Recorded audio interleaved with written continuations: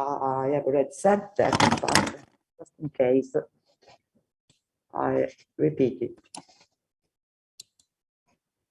But today we have to finish our story related to public goods, semi-public goods and the like, depending on the failure on the supply function, on the supply side. And if you remember, we were at the point in which multitasking is not very good with me, so I just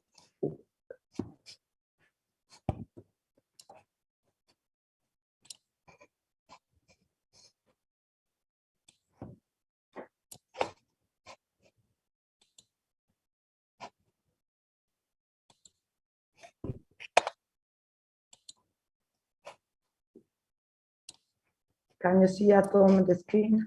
Yes. Good.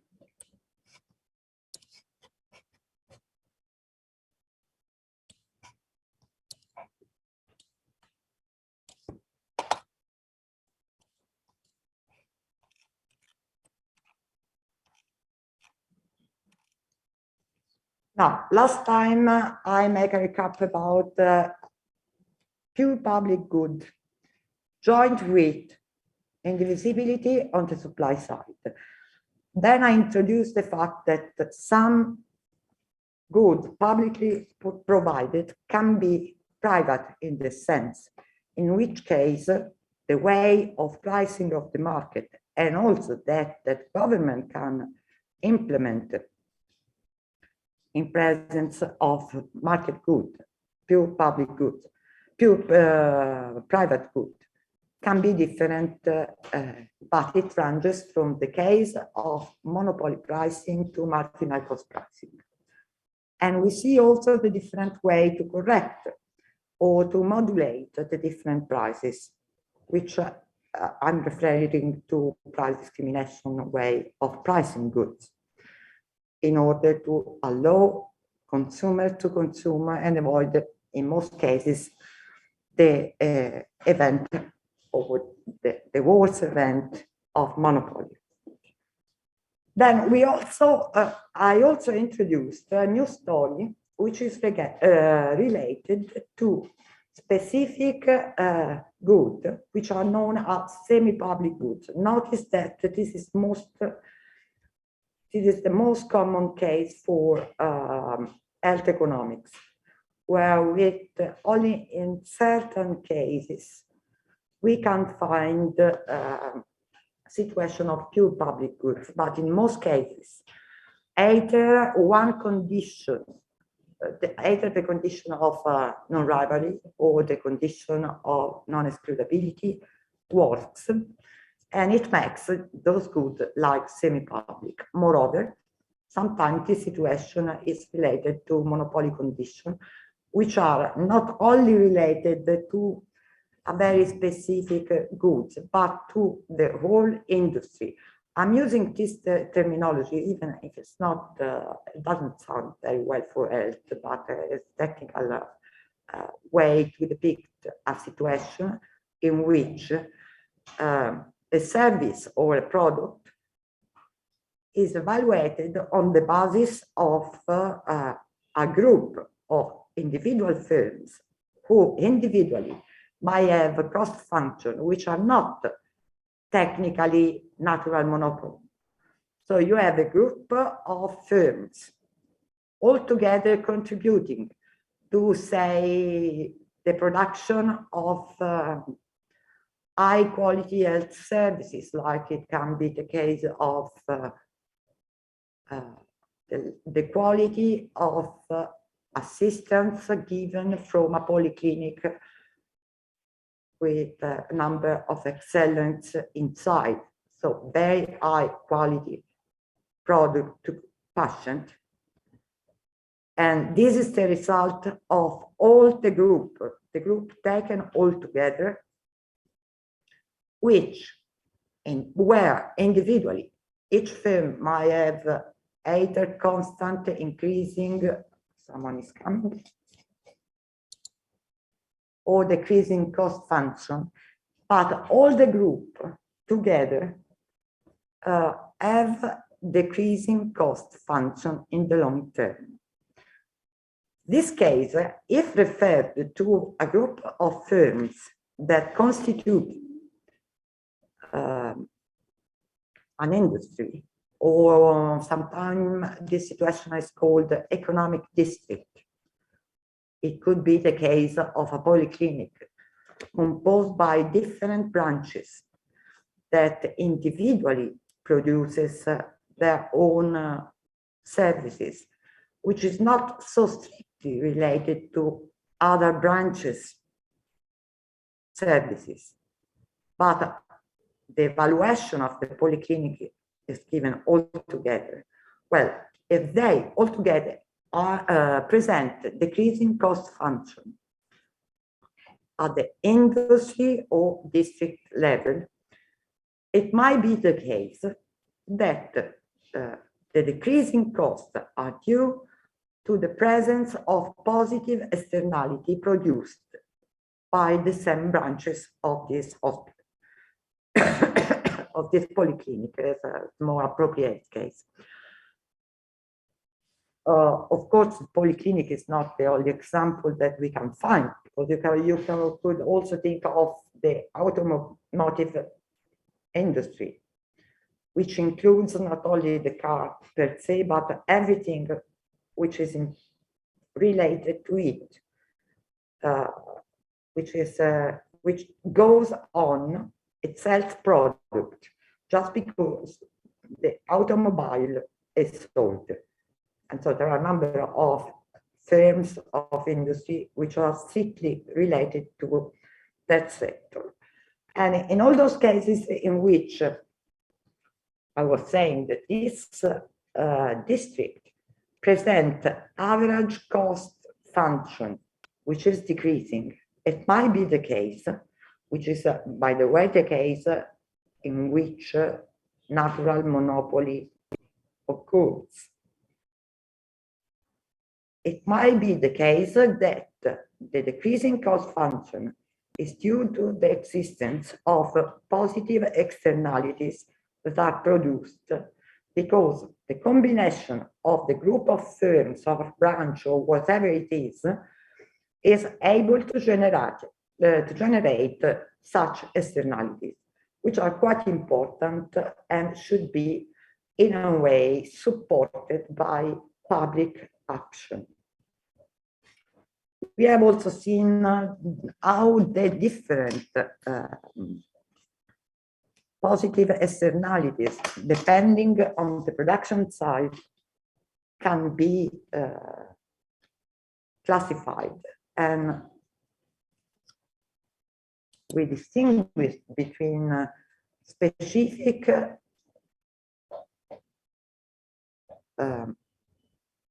pecuniary external economies and from specific real external economies. And also we distinguish between atmosphere pecuniary external economies from those which are real, where we consider the term pecuniary when it determines the positive externalities becomes important if it affects prices, either input prices or output prices, which are more convenient with respect to all those situations in which the external effect doesn't work. The real externality, either specific or atmosphere, are those in which there is a real advantage. It can be measurable or not in monetary terms, but it is anyway important. Now, what happens in this case?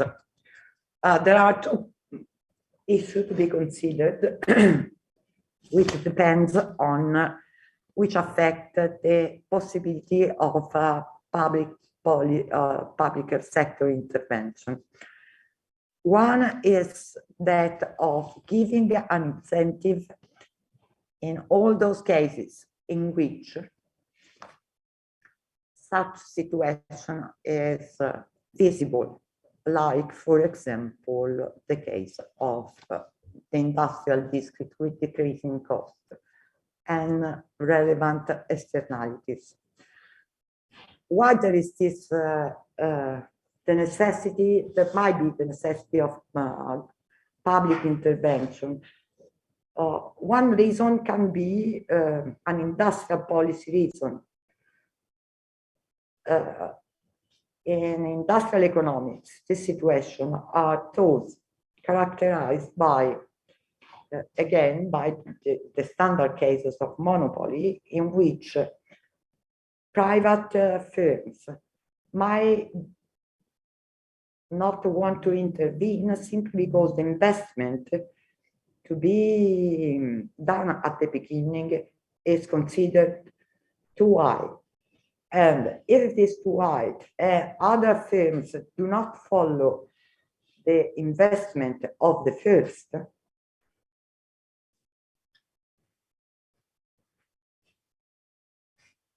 what does it mean? What should I do? Repeat.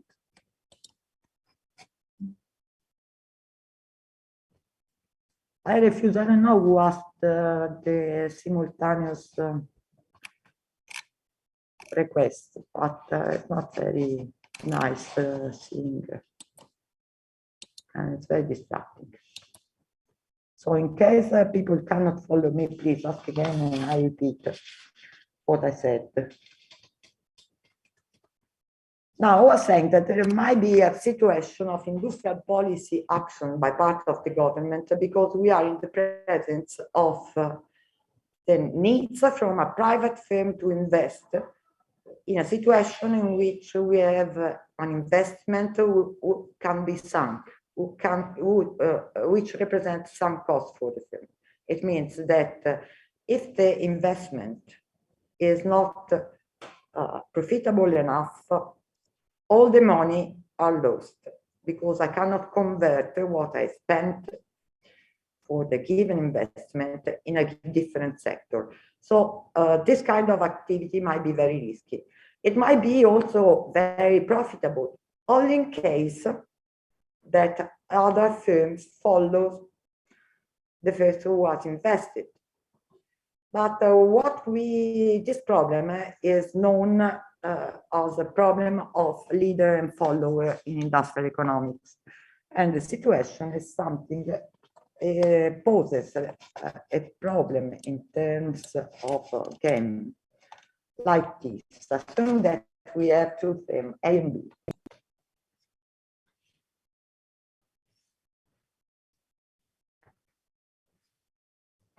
Where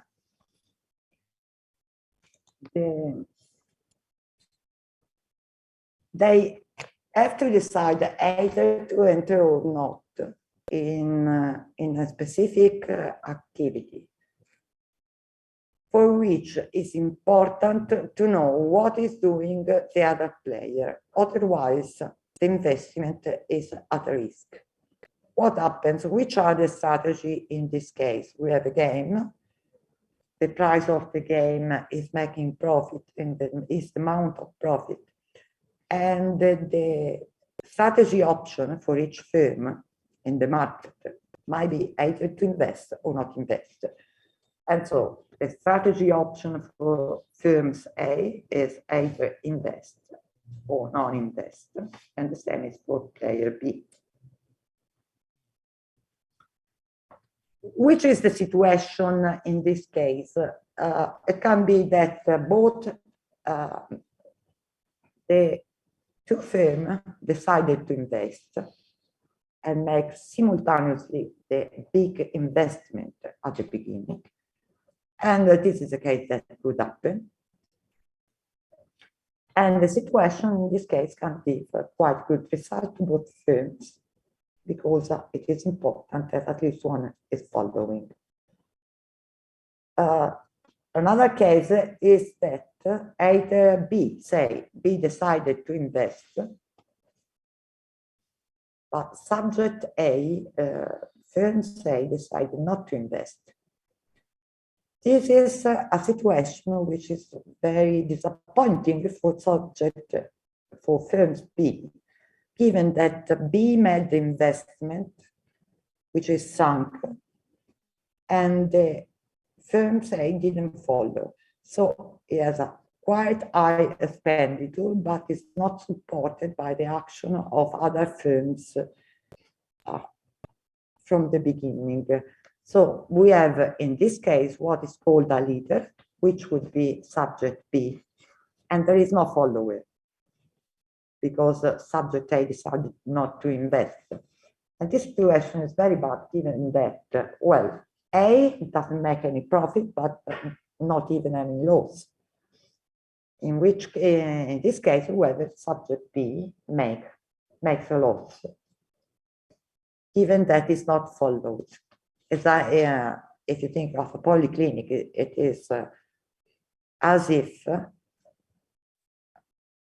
only one branch is, or a piece of services is done and is not followed by others in the same sector. So it's not, at the end, it is nothing. It cannot be guaranteed the good service. The same occurs when A plays as the leader and the subject B doesn't follow. We go here,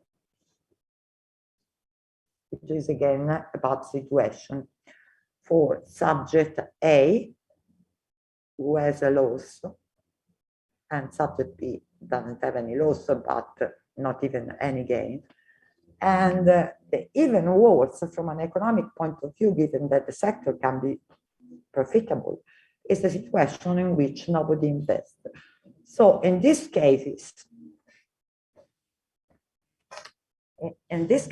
what we have is a problem of missed investment that can be very important and open a door for the role of the state, either in those systems in which the health sector is private, or I would say mainly into a system in which the production of health goods and services occurs from the market, because no private individual would invest in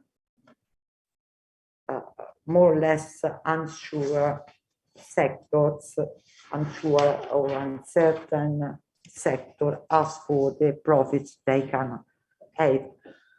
This, by the way, occurs also in Italy, which is a system which is prevalent public, where we can see in those regions that have chosen a mixed system, very private oriented, like Lombardy or like Piedmont, where there is a stronger supply of specific service, I specialized by part of the private sector, but the choice is always oriented toward those which are less risky.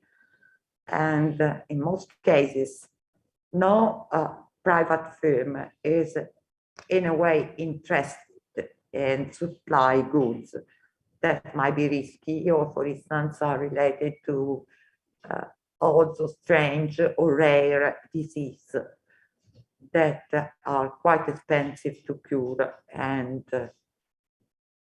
not so much profitable. So which can be the role of the public sector in those cases? And it was both in the private supply and public provision of semi-public goods. The role that we could say is a kind of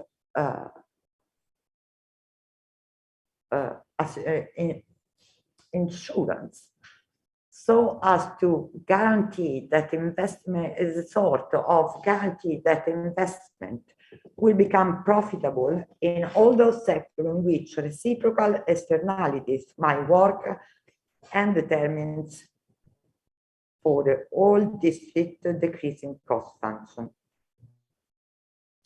Now, we have some problem if the government intervene because well, first problem is how big must be the intervention of government.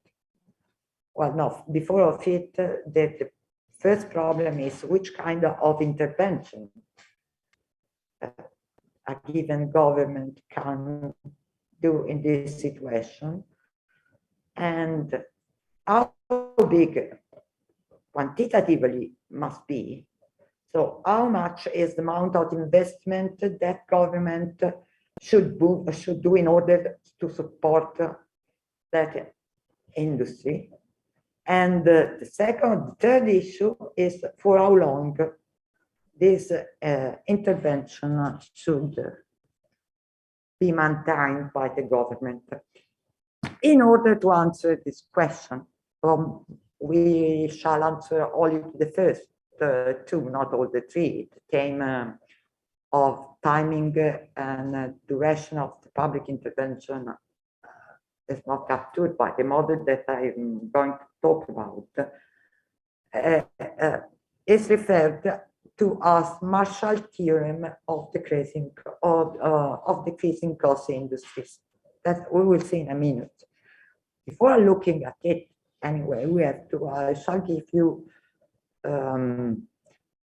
some details of the kind of instrument that government can use when it wants to support, in this case, firms, or anyway, when it wants to enter and interfere with market decision.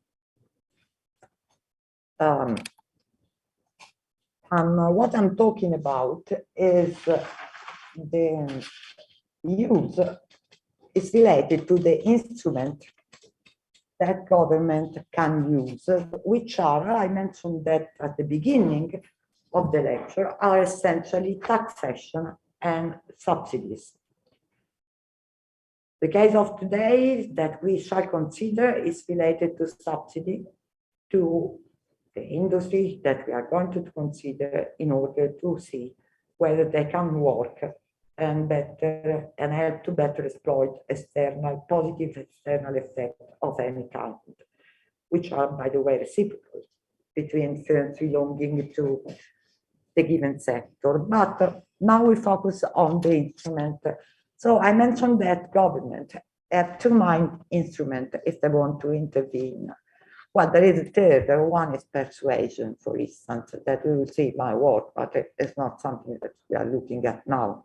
The two main instruments in public finance terms are subsidy and taxation, where we intend with subsidy a sort of transfer to any economic subject in order to incentive that subject to take some action.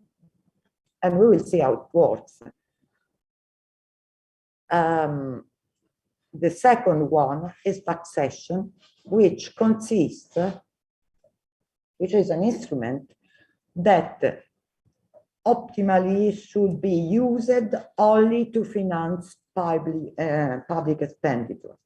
So always remind that taxation is per se a distortive method, which introduces distortion every time it is used, and its main purpose is that of financing public expenditures. Nevertheless, taxation that consists in taking money from taxpayers might address the behavior. So it might also be used as a kind of intervention to induce consumers to act differently with respect they would do in the absence of taxation.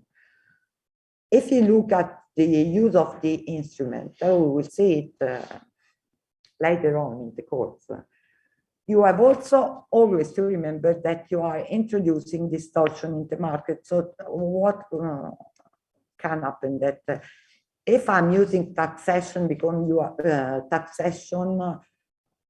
because I don't want to see smoking people around and I tax cigarettes, I must be aware that I can induce in some way a reduction of the consumption of cigarettes by part of smokers, but I'm introducing a distortion in the market, because in so doing, I'm altering the vector of prices of the market, the vector of equilibrium prices of the market, in a way that can be even out of control. And you will see, for instance, when we consider the use of these instruments in the case of consumption of bats, that sometimes the consequences might be exactly the opposite with respect to those I wanted, because individuals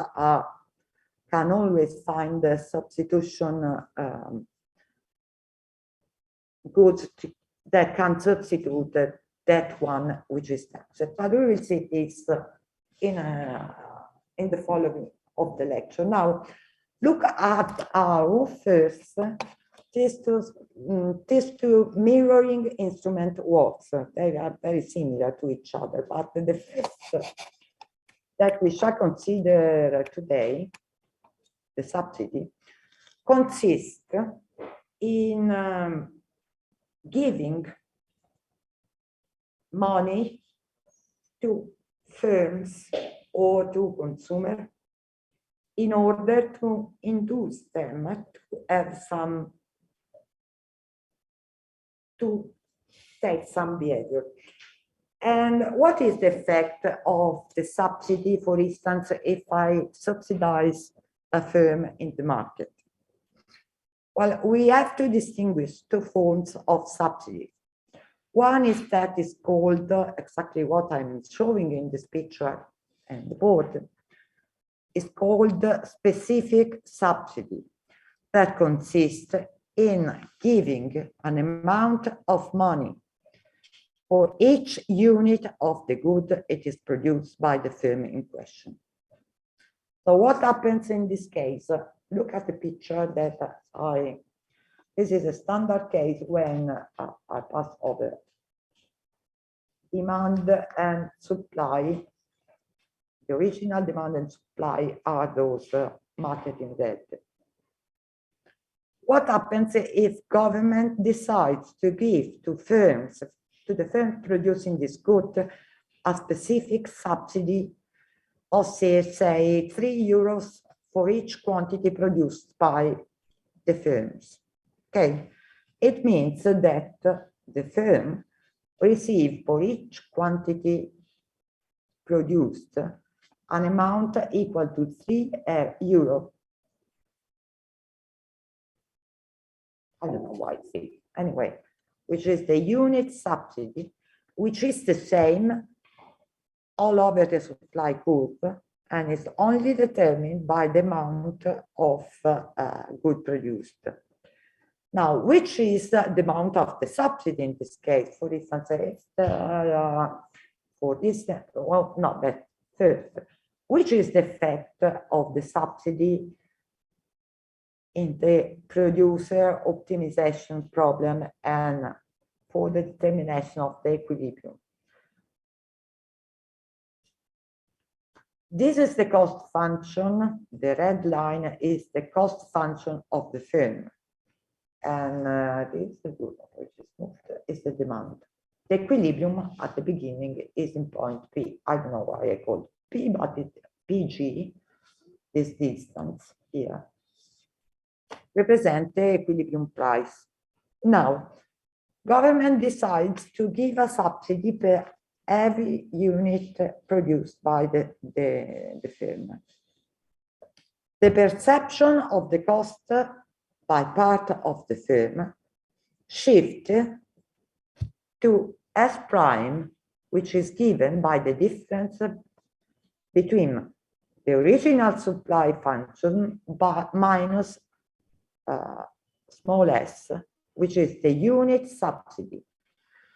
It is as if I make a subtraction of 3 euros for each point of the supply curve, the initial supply curve. Is that clear? I think so. So now, after a government has declared the specific subsidy, what happens is that they perceive a cost function which is not longer the S, the original S, which I delete. No, I didn't want to delete.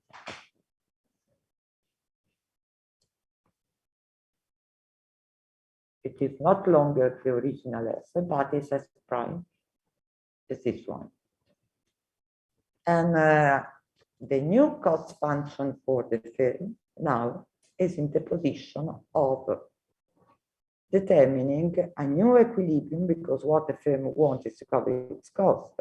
So the demand is still the same. The supply, from the point of view of the supplier, is reduced, which means that now, after the subsidy, the equilibrium can be shifted from P to, I call, E. And at this point, what happens is that there is an increase of the quantity produced, and it is shift to G, from G to G prime, and the price for the public is reduced to P or G, to, I call it P prime. Clearly, anytime that government allows for a subsidy, it is not for free, because I mentioned the fact that government is spending €3 for each quantity which is produced, which is exchanged in this market. So given that now the equilibrium is in point A, and the quantity produced is given by 0 G prime, which is the amount of the subsidy altogether. How much is the expenditure of government for subsidizing this firm? Can you see it in the picture? So now we know we have this equilibrium in point E. Consumer receive a quantity equal to OG prime at a price equal to OP prime or G prime E. This is the price. Okay, and this is the equilibrium of the market. How much is the expenditure of this government for financing this subsidy to the firm? Can you see it in the picture?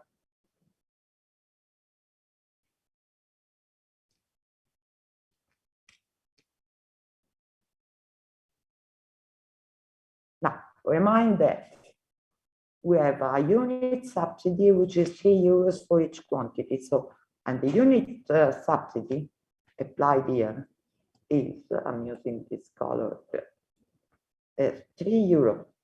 This is €3, which is the distance between S and S prime, multiplied by the new quantity in equilibrium, which is 0 G prime. So the overall expenditure of government for the subsidy is given by the rectangle, which is wonderful, as you can see, which I call P prime E B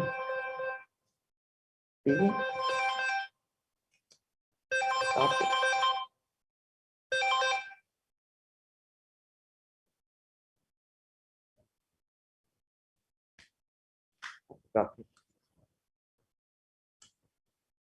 BK. So all the rectangle P prime A BK is the government expenditure for the subsidy. So notice that because of this, every time that government decides for a subsidy, that subsidy must be financed. So anytime that government, you possibly have seen the new measure, which are called Ukrainian measure by government, which are which have been published today and enter into action tomorrow, I think, no, seriously, from today. For instance, given the increase of the price of gas affecting Italy, government has decided a reduction of the oil for cars of something like, I think it is 25 cents. No?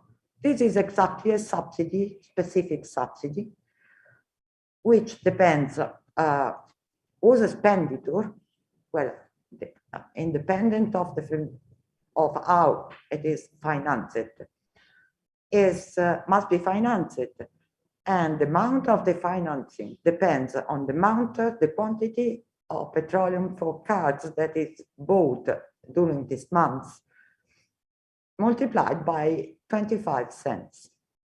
It is a quite big amount, because it's 25 pence per liter. This is a typical example of specific subsidy. This is to say that every time that government decides this sort of action, it must be financed, and the financing might require the use of another of two distorting way for financing public expenditure. One is by introducing taxation on consumers or on the collectivity, and the other one is asking the market to finance it. It means public debt. And for instance, in the Italian situation, both these two ways of financing are not to be encouraged. So it must be very important, the reason why government decides to subsidize something. Anyway, a different way to subsidize the particular sector is that of using this is specific specific subsidy. The other way is the so-called ad valorem subsidy. It means that the amount of the unit subsidy is share of the value of the good which is produced by the firm. How can I see the value of the good produced by the firm? Looking at the supply function, the value is that captured by the monetary valuation of, in this case, of the firm. So if I say I want to give to each firm producing this good something, a subsidy which is equal to a share, say 20% of the value produced, depending on which the value is, what I'm doing is rotating the supply function of the 10% for each point of the value. I said 10%, I don't know exactly. And so what is happening here is this kind of rotation of the supply curve, which is reduced because the producer perceives reduce the cost function because part is financed by the government. That is due to the subsidy he received in equilibrium. What happens in this case, and which is the expenditure for the states, for the government? In this case, with this kind of subsidy, notice that there is a different notation with respect to previous cases, because before we have a unit subsidy which is equal for any quantity produced. Now the situation changed because we have a unit subsidy. The amount of the subsidy is equal with respect to the value, which means that if I vary the value, it changes the entity, the amount of subsidy that I'm giving to the firm. For instance, if I'm producing this amount here, say K, or this amount here, say M, oh no, K is not the right letter, so I'll call it,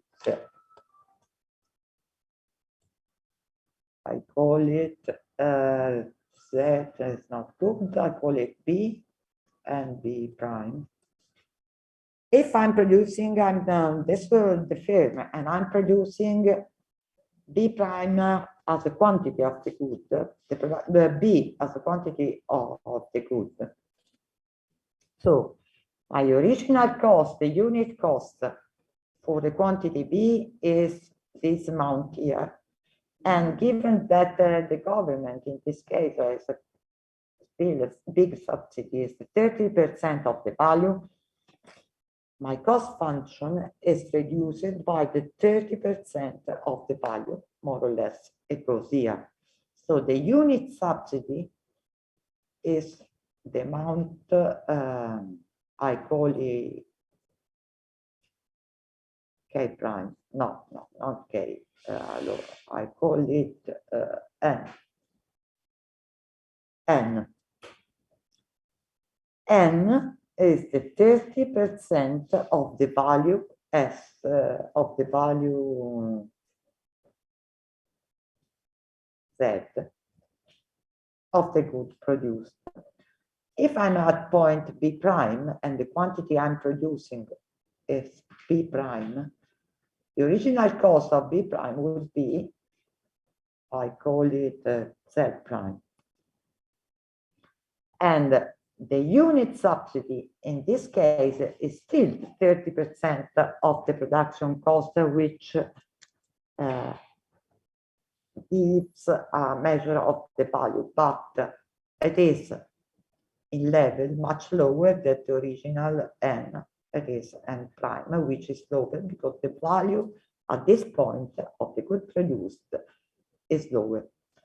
Now, which is the effect on the equilibrium of a subsidy of the ad valorem subsidy? If we start with an equilibrium in point P, the original one in the absence of subsidy, after the subsidy, the supply curve rotates, it passes from S to S prime, which is given by the product of S times 1 minus Z, where Z is the share of subsidy that gives the value of the subsidy with respect to the value of the good. So what happens if this happens? The reference supply function is S prime, and the equilibrium goes from P to P prime. There is a reduction of the price that passes from G to G prime, and which is the amount of which is the expenditure for government to be financed. Can you see it? As before, I have to multiply. Oops.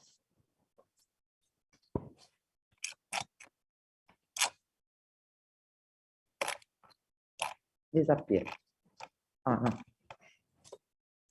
As before, I have to multiply the quantity produced at the equilibrium, this, times the unit subsidy at the equilibrium, which is this distance,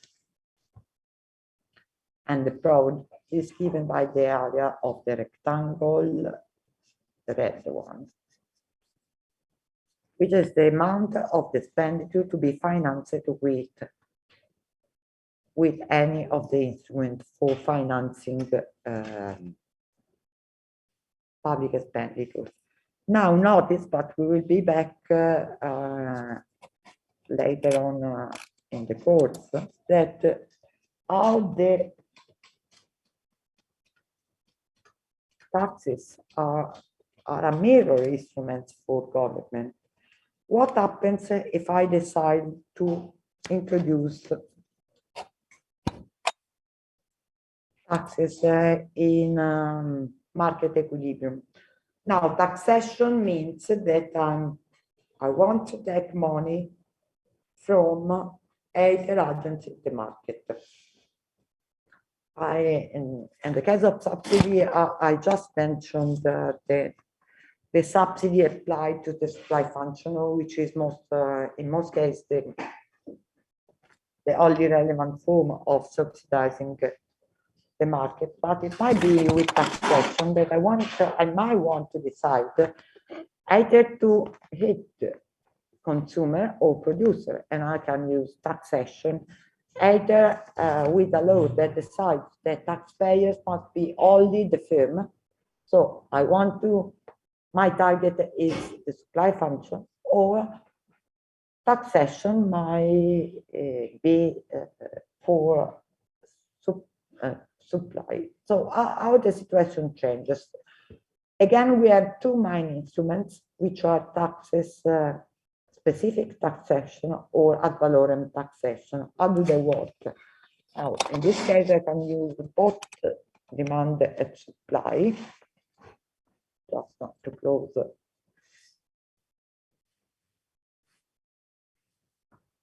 And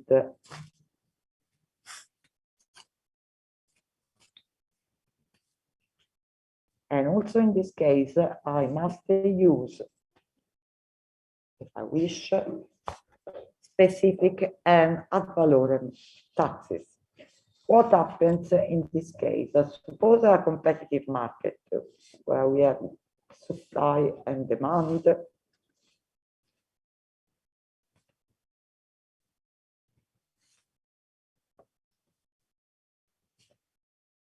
And assume that the law says that a specific taxation is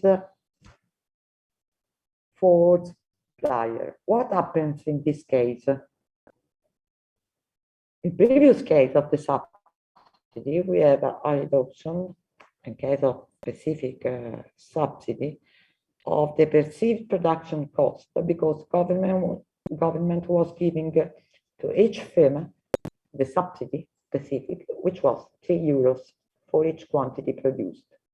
In this case, we have a mirror image of it, because government says that I want to tax this firm for each unit of good is introducing in the market.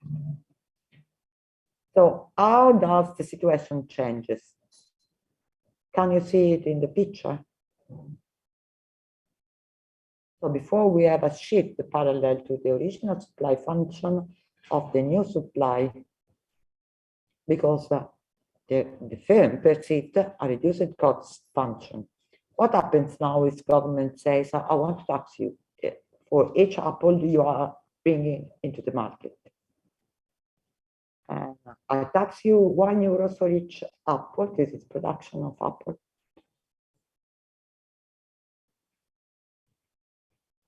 The supply function shift. Shift. We have parallel shift, and it passes from S to S plus T. But the unit taxation is measured by the distance between the two goals for each quantity. And this is T, which is tax rate, which is based on quantity. And what happens to the equilibrium? The original equilibrium was in point E, with QE and P respectively indicating the quantity and price, equilibrium price.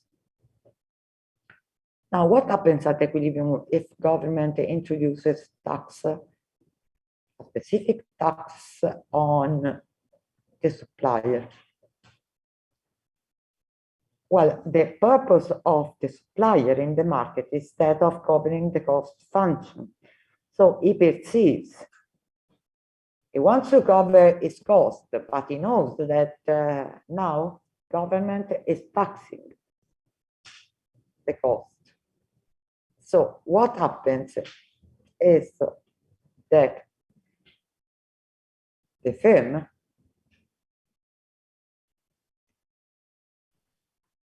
The price increase for each unit. for Uh, price increase, but not Yeah. in a way which is, well, first tell us who can see where the equilibrium is going? I put some notation. Call it K. I call it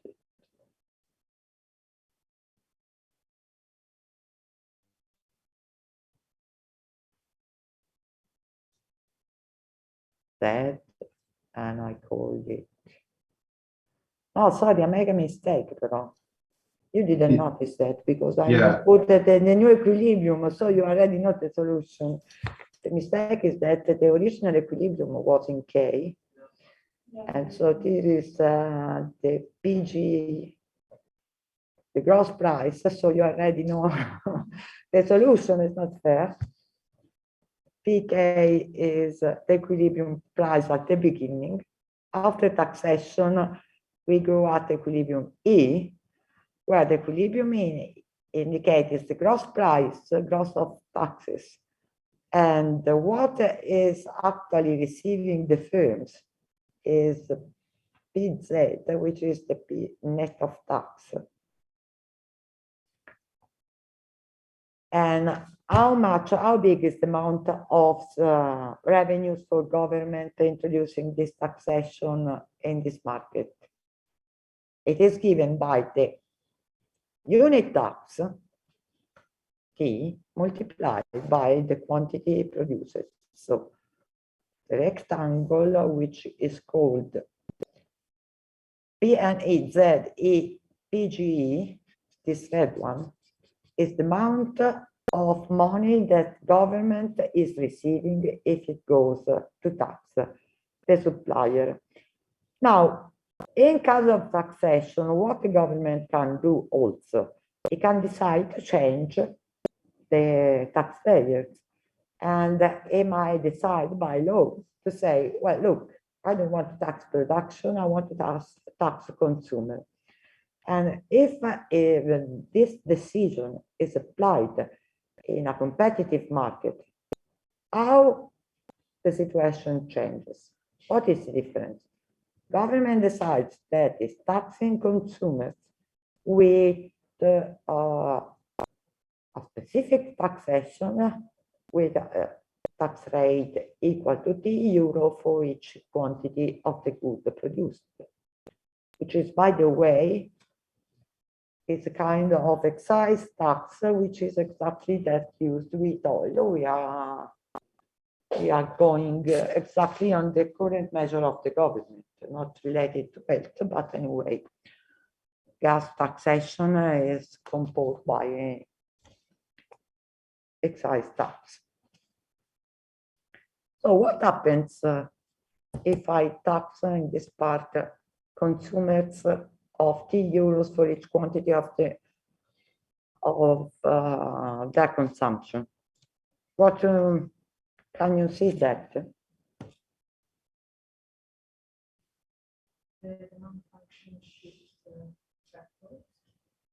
No. Attention. I have to put attention in this point because, why? Because the demand function never shifts. The demand for something by consumers depends only on preference of the consumers and their income. So it doesn't move.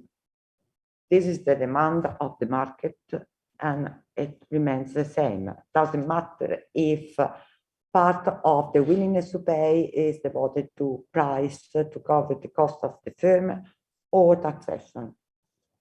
To me, as a consumer, it doesn't change anything if I pay cigarette €5 a packet and the part goes to the industry or another part goes to the state. I still smoke 2 packets a day. This is the reasoning. And if I can love that. What happens in this market is a change of the perception of the potential revenue for the firm. So it affects the equilibrium because the firms does not longer deal with the demand function of total demand function of the market, but it is only interested to what it can become a revenue for it. So it means that the potential revenue for the firm is given by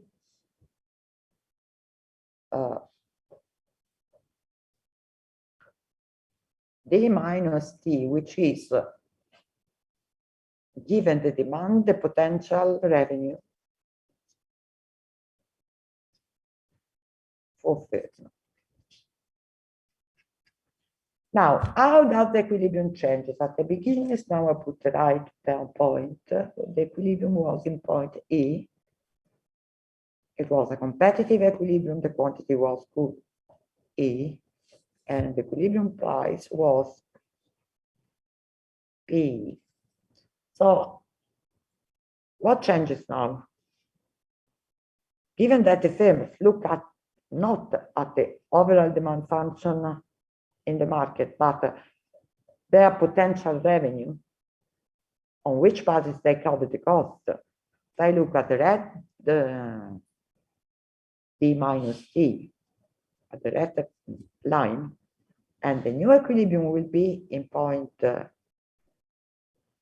Z, which determines green, which determines the new quantity, which I call Q prime, and the new revenue, unit revenue for the firm, which is P and E, which is the price net of taxes, which enters in the firm's cash. But what is expended in the market is the price gross of taxes, which is given at point, I call it B, which determines B, G, E, which is the price gross of taxes. What is the revenue for government in this case? The revenue is given by the rectangle P net E, Z, B, PGE, which means this area, which is the net revenue for government. And what does it change? Can you see the difference between the two equilibrium? That in E in this part here and that in B in this part here. Does it make any difference that government decides that in the first case here, the tax is decided for firms? So I'm taxing firms if they produce these goods, and I'm decided to tax T euro for each quantity introduced in the market. And in the second case, I'm taxing consumers, and I tax them T euros for each quantity they consume. What is the difference? Who is paying the tax? Have a look first at who is paying the tax in this market. We know that apparently they have some revenues. Doesn't matter whether the tax is on consumer or producer. The government gets some revenue. So the amount of money that government that enters in the cash of the state is exactly the same. But can you see who is paying the tax from the picture? Go back to it, but a way, the way to look at who is paying tax is to compare the situation at the initial equilibrium. So when the taxation was on the supply, I have the initial equilibrium on point K. And at point K, the price was PK, where the consumer expenditure was this wonderful color area. Okay. And what happens at point at the other equilibrium? I'm shifting are moving, the equilibrium at point Z, net of taxes. And now the consumer expenditure is this. Okay. Now, who is paying the tax at the new equilibrium? Who is paying materially, I am saying? Is firm or... Sorry, Rose. Sì. Isn't E the equilibrium? E is the equilibrium gross of tax, but what we are interested at Okay. in order to determine the equilibrium is exactly the point at which firms can cover the cost. It means that what enters in as revenue for the firm is the amount given by this area here. This enters into the cash of as revenue for the firm. The area in red is what enters, is paid, but enters as revenue. It goes as revenue to government. Now, the point is now, who is paying the tax? This red area is paid by who? Given the original equilibrium on which basis we make the comparison.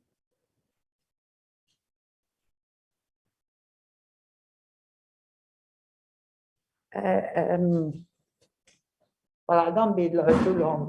If you don't see it, doesn't matter. You will see it later. But the level, the original price makes it divided the quantity, the amount of revenue paid by consumers, which is taken from consumer surplus, which is given by this area. I change the color now. I use black. This part here, with respect to the original equilibrium, this in black, is the part which is financed by a reduction of the consumer surplus in the absence of taxation. So in the absence of taxation, this part would be given to the consumer. Now it's paid as a tax, so with respect to the initial equilibrium. So this part is financed by the consumer. The other part, the remaining in red, this rectangle here, is the part of the producer's surplus, which is financed, which finances the tax. So what happens in the other case in which I decided to tax consumption? Again, we have to compare the new equilibrium at equilibrium E, which was the original. And on this basis, we can split, sorry, the revenues for government in the part which is financed by consumers, because it is obtained by reducing the consumer surplus, which is given by the green area here. And a second bit, which is given by the red area, which is financed by the firms. So if I have two parallel situations, and if demand and supply were exactly the same, there wouldn't be any difference in a competitive market. If the government decided either to tax consumer or producer, because it doesn't change, not even in who is the person who pays taxes, because what makes a difference in the market, in a competitive market, is exactly the elasticity of demand and elasticity of supply, which determines the amount of burden for each agent in the market. Okay, is that clear? We will see the role of elasticity later on, but now look at the last things that I want to say you about the mirror instruments, which is given by ad valorem taxation. Then we go back to which is more or less as before. Now however, the government decide to tax with an ad valorem taxes that might be levied either on consumer or producer. So we have always a competitive solution. The situation, sorry.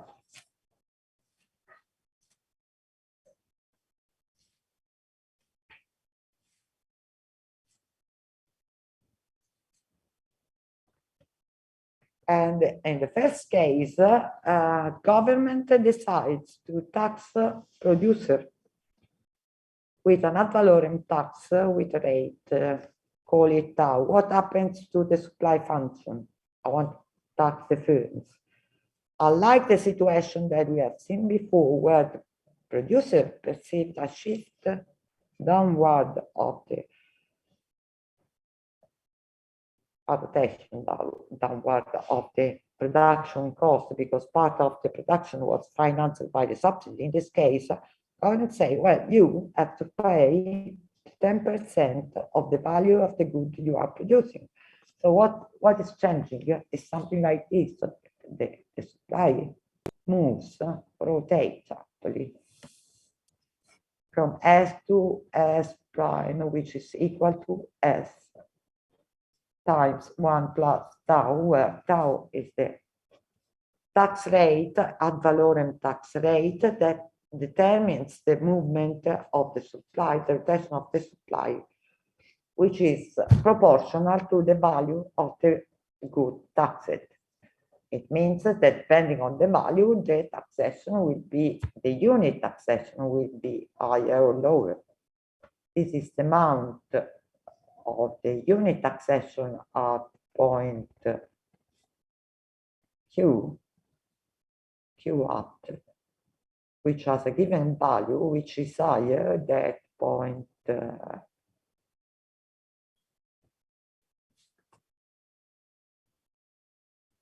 QE, which has a lower value because of a lower cost, and so the distance between S and S prime is lower. This distance is lower than this, in spite of the fact that the percentage applied and determining the shift is the same. So what happens to the demand? It moves, it changes. Demand, the aggregate demand in the market doesn't change. What changes is what is the potential revenue for the firms. And in this case, the movement rate is of this type. I wanted to read, but so the potential revenue goes to E times 1 minus tau. If tau is again the rate of taxation ad valorem. This is a kind of taxation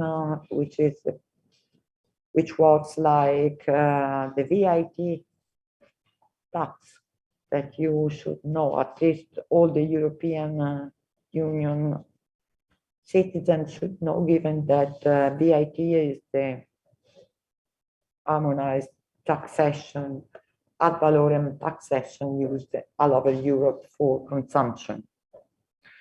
So as before, we have a situation in which the new equilibrium shift from the original one. I don't want to make mistakes. So the original was this one, E. Here the original was here. And well, the share is not exactly the same, but the equilibrium passes. Load of taxation goes to A, B, C, and a similar situation occurs in this situation here.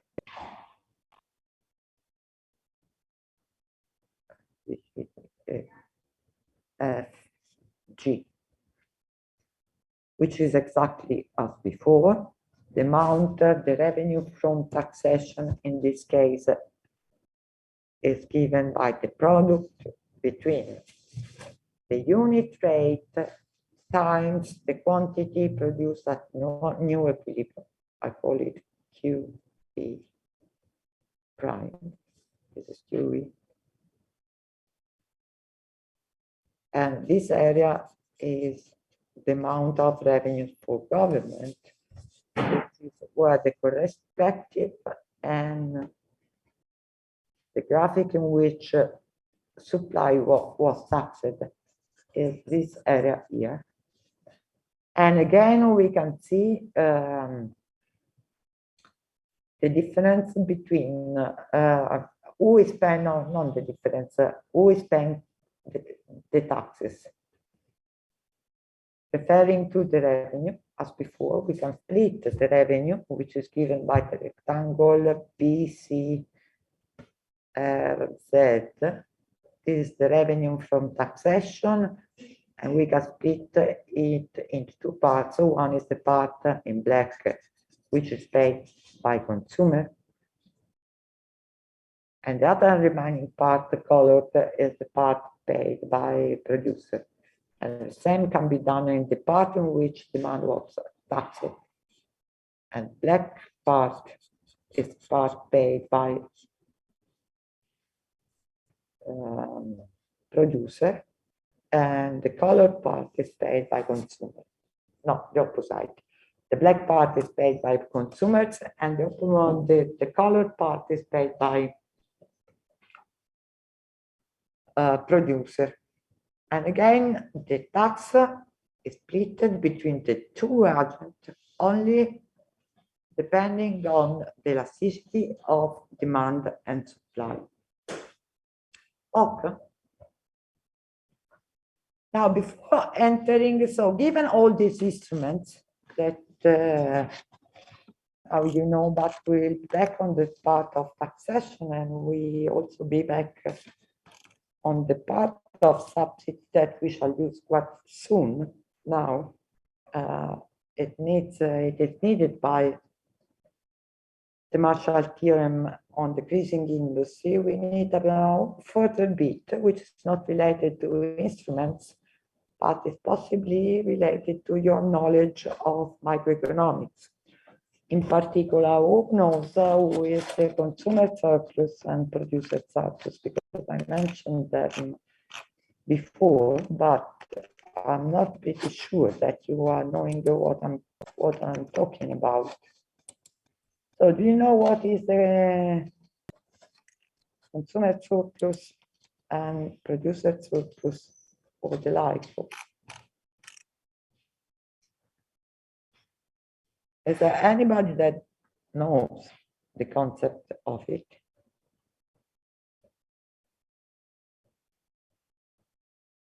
Hello? Never heard about it. Consumer surplus is when the willingness to pay of a consumer is less than the actual price that he pays. And how could you recognize this graphically?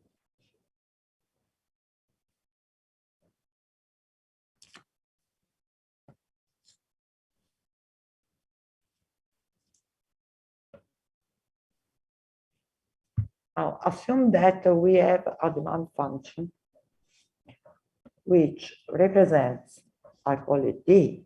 It depends, as I mentioned, by the preferences of the consumer for different goods and the income of the consumer. So we know that consumer maximizes its utility, which depends on its preferences, subject to the budget constraint. And on this basis, we can obtain the demand function, which is in general shaped as a negative curve, like this. So what does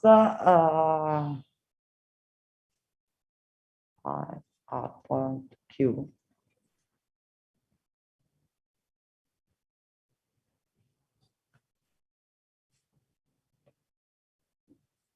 What does it mean, the demand function D?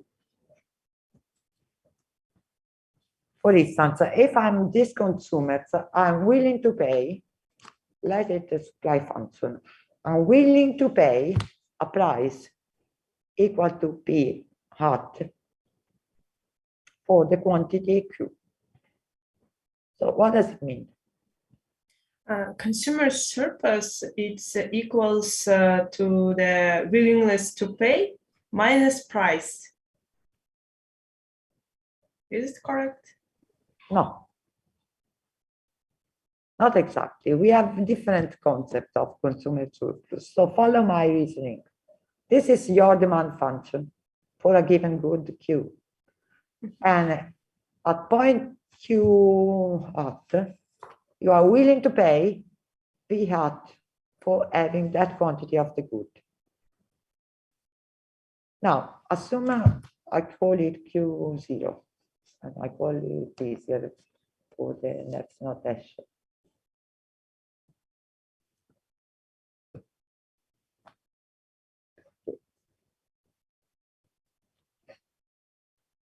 So assume that I shift, I want more of this good, and my willingness to pay for quantity Q1 is equal to P1. Okay. So what I can obtain if I can shift, what is my utility if I shift my quantity consumed from Q0 to Q1? So I have this movement. Can I measure my monetary utility from this shift? This is exactly the notion of consumer surplus, gross consumer surplus. In spite of what I pay, discovering what I pay in the market, I know that given my money and my preferences, I'm willing to pay P0 for the quantity Q0 and P prime for Q1. So what is my total utility if I can shift exactly from Q0 to Q1? Can you see graphically? My monetary utility.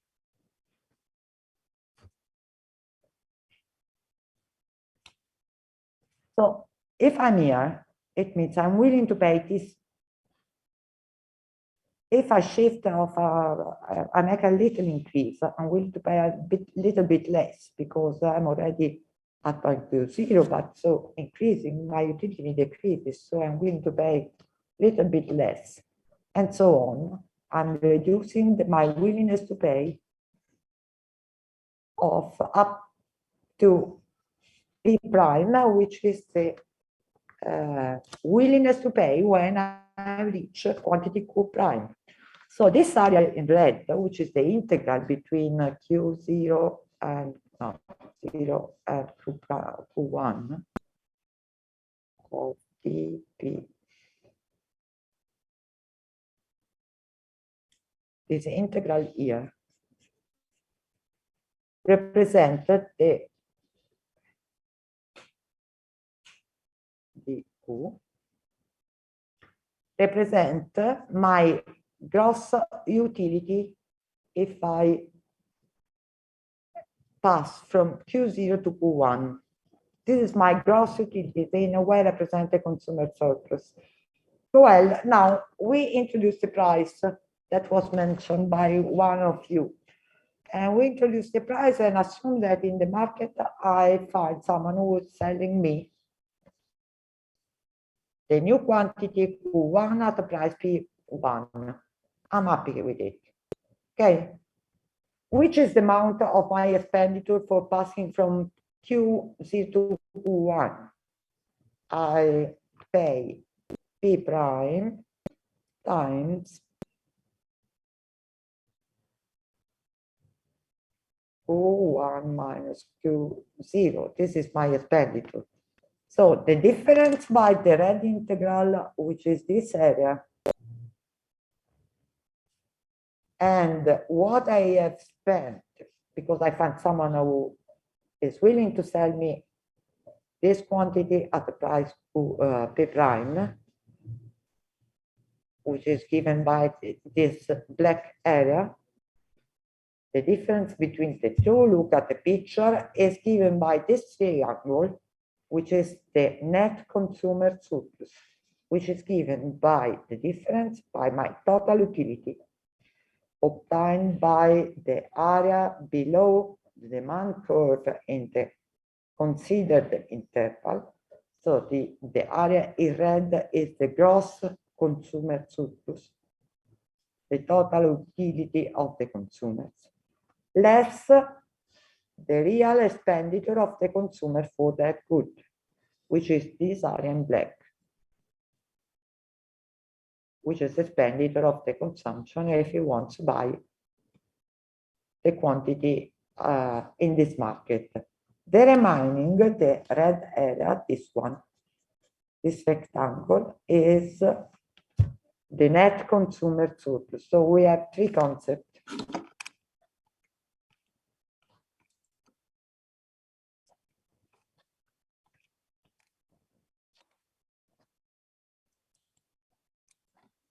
We have three. No.